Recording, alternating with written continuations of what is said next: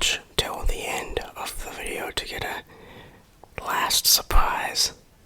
You see what I did there? Because one of the songs in it, okay, whatever. It's gonna have no spoilers, and I think I should first explain my history with the Persona 5 sort of game series that they have now, since there are so many spin-offs of this game. I played about halfway through Persona 5 Royal. I stopped because I was getting kind of bored of it. So I know what I was sort of getting into with this game. Now, this game takes the sort of turn-based combat from Persona 5, the original, and turns it into a Dynasty Warrior, and it's pretty good, I gotta be honest. However, it does come with one big sort of thing, and if you haven't played Persona 5, you should not play this game. This game heavily relies on you knowing all the things that happened in Persona 5, all the characters, and I knew most of the characters. However, even I was lost. They often reference the ending of the original game, and I'm like, okay, I guess that happened, I'm not really sure.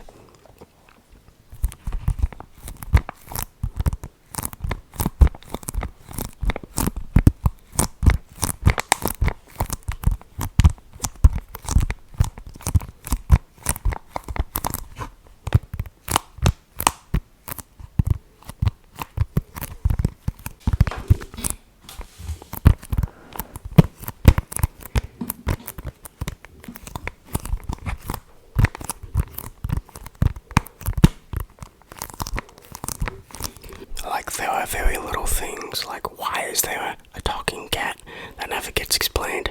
You're just gonna have to go along with it. However, now that we've gotten this out of the way, we can actually talk about the game itself. This game is not a perfect game, and it is, like I mentioned before, is one of this Dynasty Warriors, you versus 100 enemies at a time, and that comes with its fair share of issues. So let's get into some of the things that I didn't like about this game. This game is a Dynasty Warriors game, like I've mentioned a lot of times before, and a Dynasty Warriors game has essentially a checklist of things that is not good about the game. This game has a large issue with too much happening at once. That's the biggest issue of the game's combat, I think.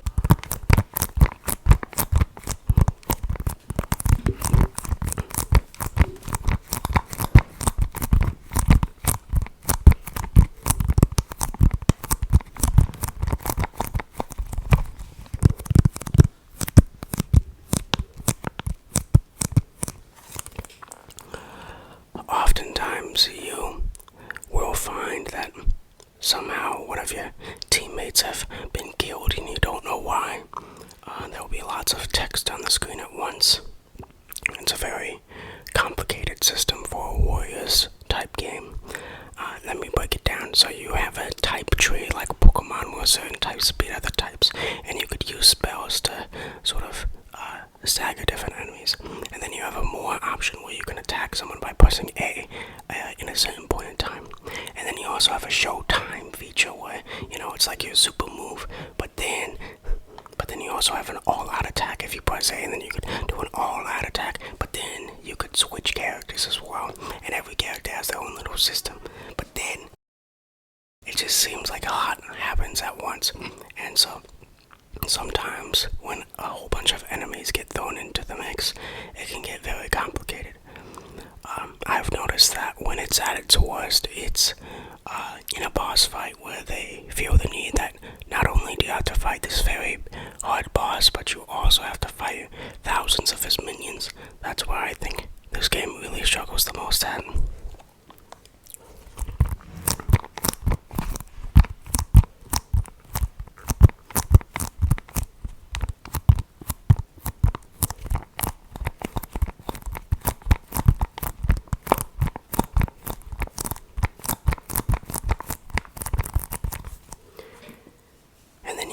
With a stupid cat screaming in your ear about how someone's low on health and that you need to heal them. So that's really one of the bigger issues of the game here. Another issue I've had with this game that I actually don't get to see a lot talked about in some of these reviews I watched were these animations and these cutscenes for the characters.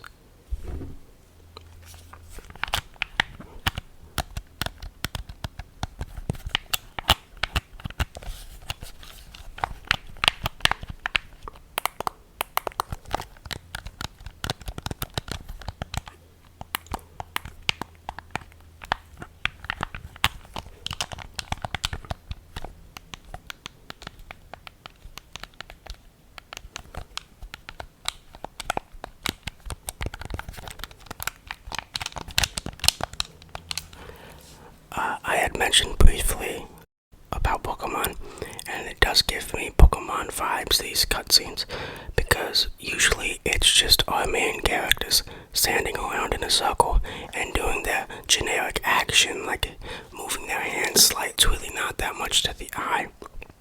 And every time they have to do a unique action, the screen fades to black and then fades back in. It's like, okay, can we show a little bit more effort into these cutscenes? Especially when you're seeing like 20 minutes worth of these cutscenes at a time.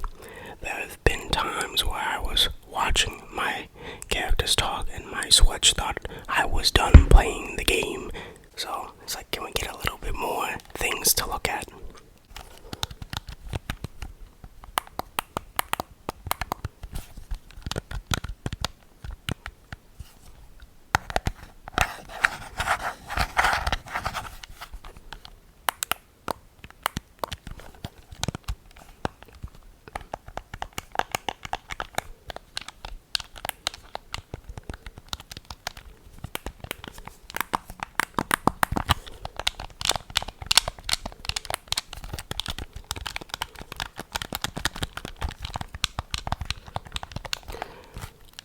Another issue I have with this game is a lot of things about this game are very cliche. Ignoring sort of the very anime tropes like, oh, the spa day and the beach day. A lot of things in this game are very cliche. The villain, the final villain in this is sort of goes on this long speech about how we aren't so different, you and I, and it's like, okay, really, I could not care less. Like, come on.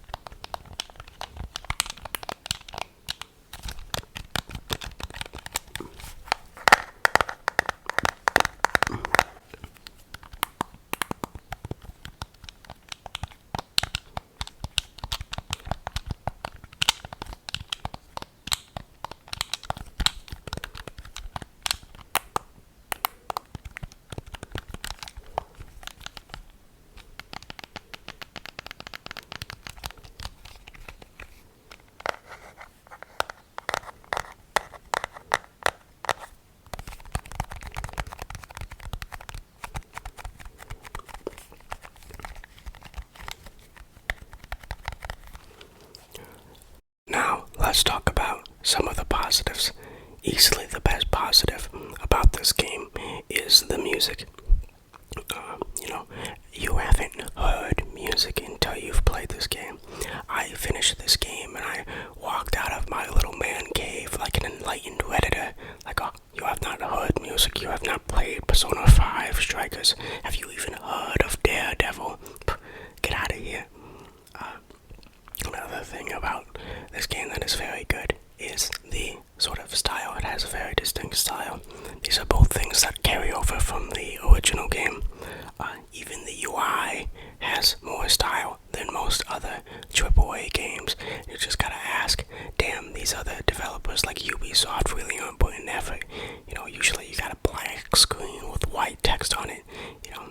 Persona 5 Strikers got like a million things going on. It's got swag and music you could just pop your head to. Put a little bit more effort into these other titles, Ubisoft. I don't know why I'm ragging on Ubisoft.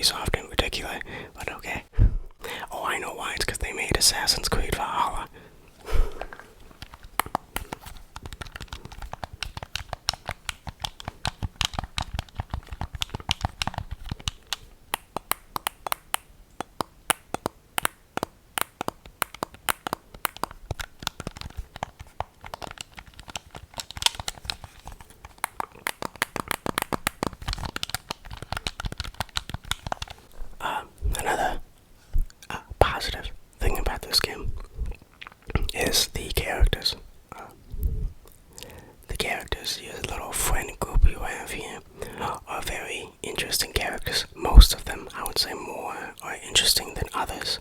And they do introduce a couple new characters here, and some of them are actually my favorite. I'm not gonna pull any spoilers in here, but there are a couple new characters that I really liked in this game. I also like some of the set design. Yeah, you played the original, and then there are palaces. This time they're called jails. They mostly function the same. And then you also travel around Japan a lot, and you have a lot of unique places in Japan. So that also predicates to cool different areas in the real world. So you have interesting areas in the metaverse and in the real world here. Reviewers say that this felt a little bit less uninspired than the original. I don't really see it. I think they all have something. You'll go from like a big flower, just a giant flower metaverse, and then you'll go into it like a giant jail cell.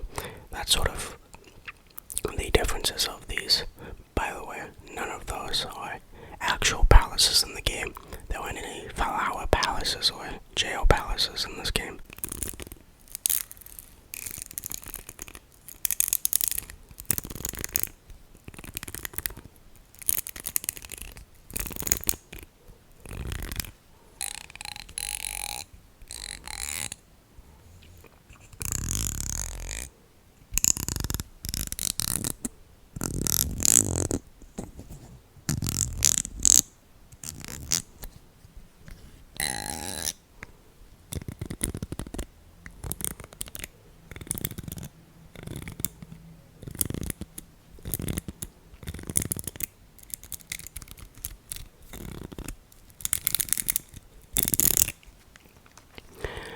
I also quite like the villains in this game, even though they don't really have a lot of character themselves.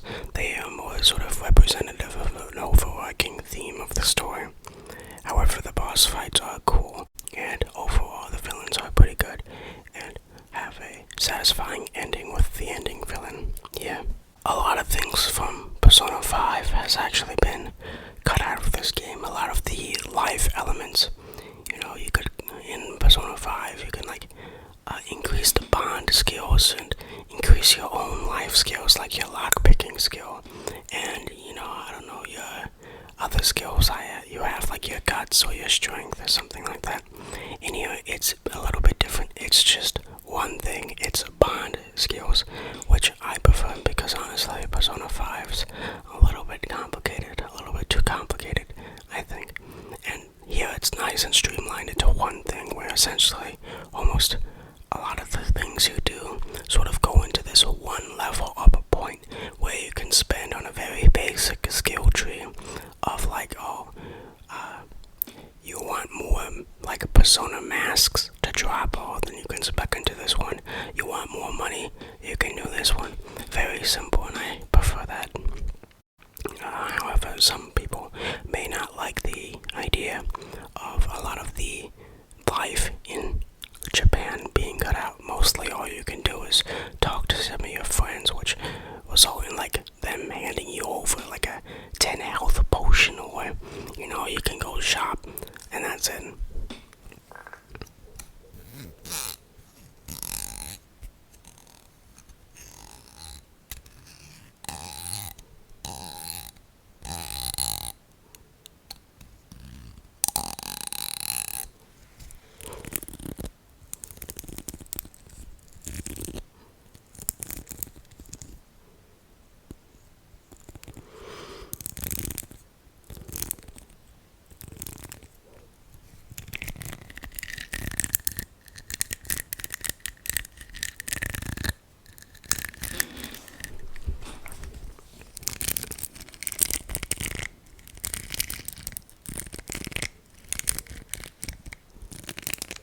I think another positive about this game is the combat. Now, I know I mentioned before that the combat can be a little bit too complicated, and I sort of said that the combat was a negative about this game. However, when the combat works in this game, and it works well, it is probably the best part of this game. It is very satisfying. Once again, referencing the ending boss, that was probably the most exciting event that that has happened to me in a long time in video games where I was like at the end of the boss fight, I was like, yeah, that was pretty cool. So when the combat doesn't work, it is really bad and is really annoying, but when it does work, it's very satisfying. So take of that what you will. Now, there are a couple things that I am very indifferent about that can sort of go into bad parts of the game, but these are parts that I'm sort of like, oh, that kind of, they're like things that like, oh, that kind of sucks, but you know, it's not something huge.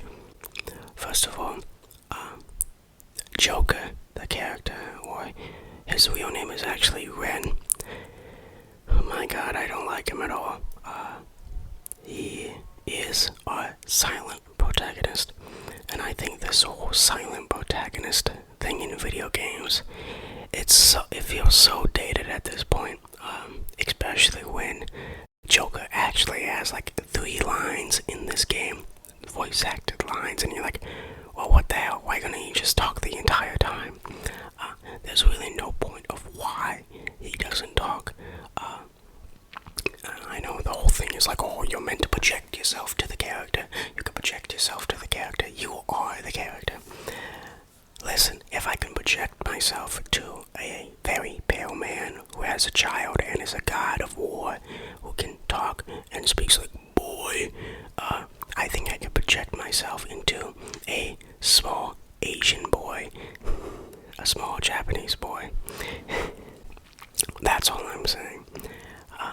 I'm sort of getting tired of the whole silent protagonist trope that a lot of, I think in particular Japanese studios like to do.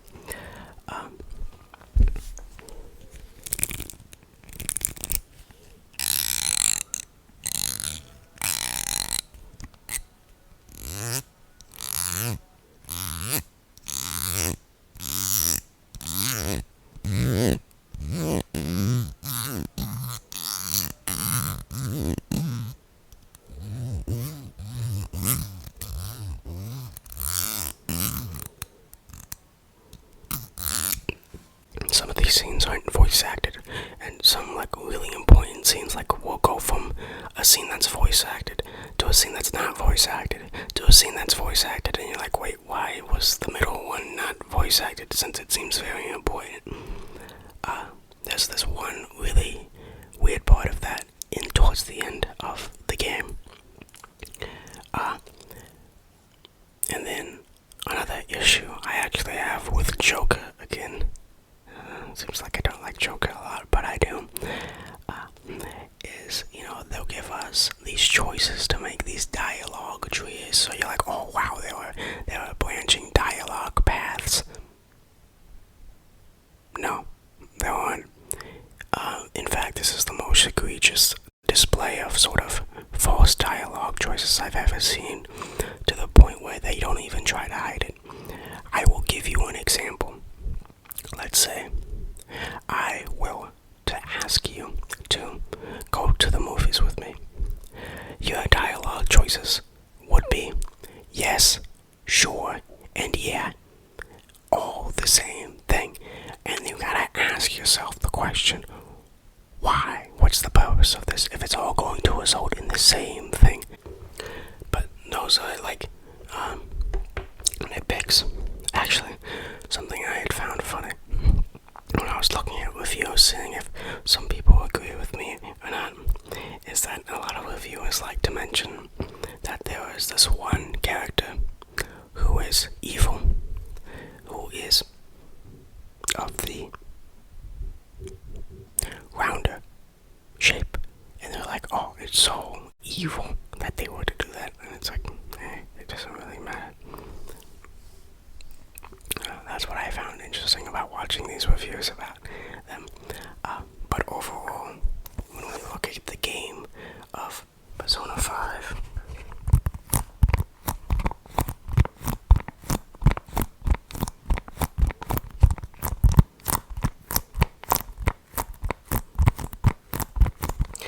I have to build suspense.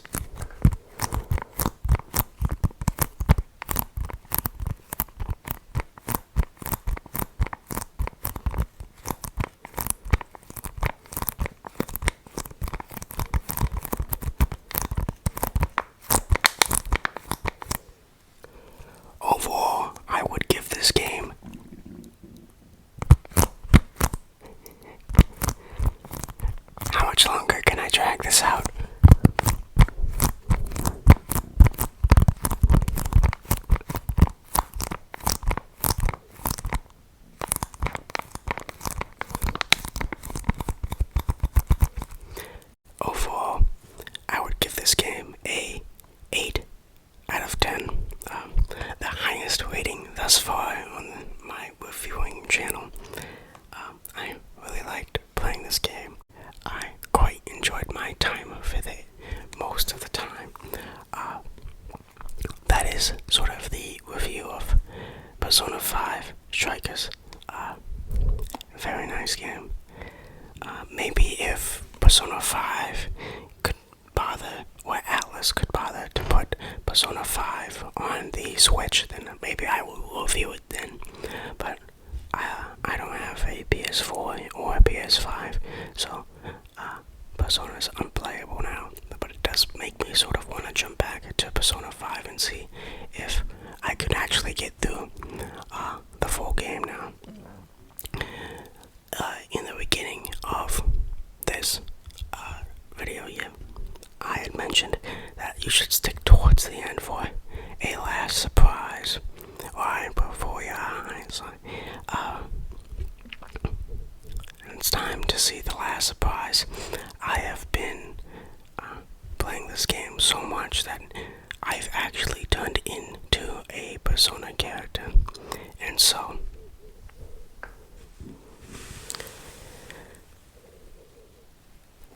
the hair has changed. Hold on, it looks very bad right now.